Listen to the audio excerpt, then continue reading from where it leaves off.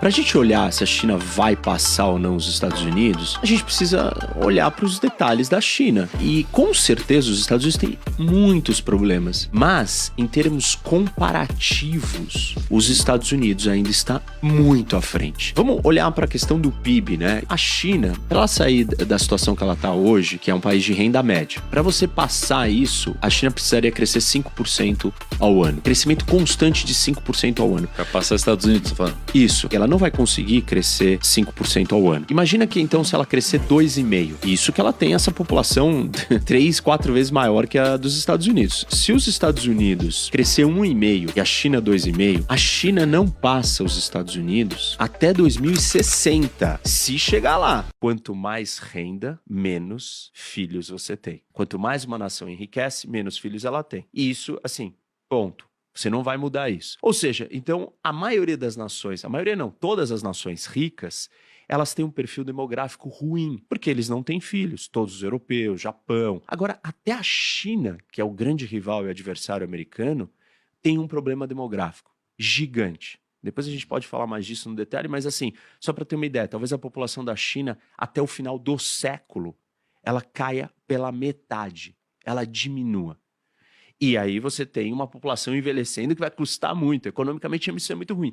Como é que os Estados Unidos, então, lida com a questão demográfica? Porque se a regra é quanto mais rico você fica, e os Estados Unidos é a maior economia e talvez uma das mais ricas, per capita falando, ele não vai ter também como se livrar desse problema.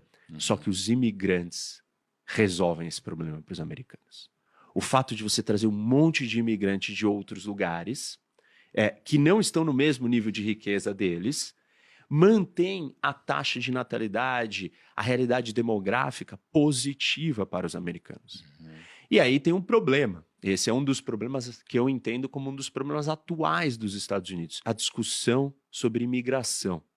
Esse é um desafio que os americanos precisam lidar assim com muita seriedade e não estão lidando, que sustenta o status dos Estados Unidos. Essa história toda, essa narrativa, esse sonho, os filmes, tudo isso faz parte de um tipo de poder, que é o soft power. E na política internacional, em qualquer política, qualquer relação humana, você tem esse poder, que é o soft power, que é diferente do hard power, né? O hard power é eu te ameaço, eu te dou dinheiro. O soft... Não, eu faço você fazer o que eu quero porque você gosta daquilo que eu escolhi. Então, é a capacidade de atração, a capacidade de persuasão, é a capacidade de conquistar os corações das pessoas. E os Estados Unidos fez e faz isso muito bem, num nível que nenhuma outra nação conseguiu até hoje na história. Na história, talvez, da humanidade. É difícil a gente comparar muito tempo para trás, mas não tem. E, assim, qualquer outro adversário americano, já que nós vamos falar disso, né, comparar os Estados Unidos com os outros países,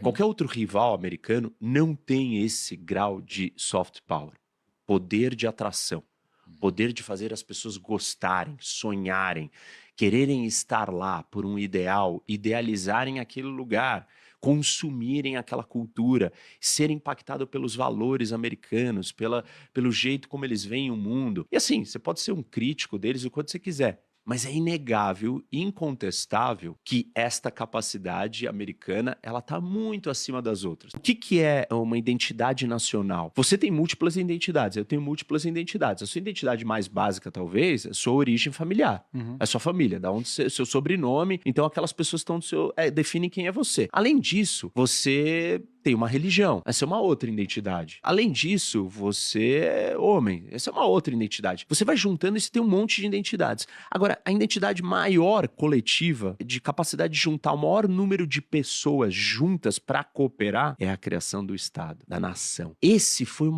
a maior invenção da humanidade, porque ela permitiu que pela primeira vez eu cooperasse com você, por sermos brasileiros, a gente coopera.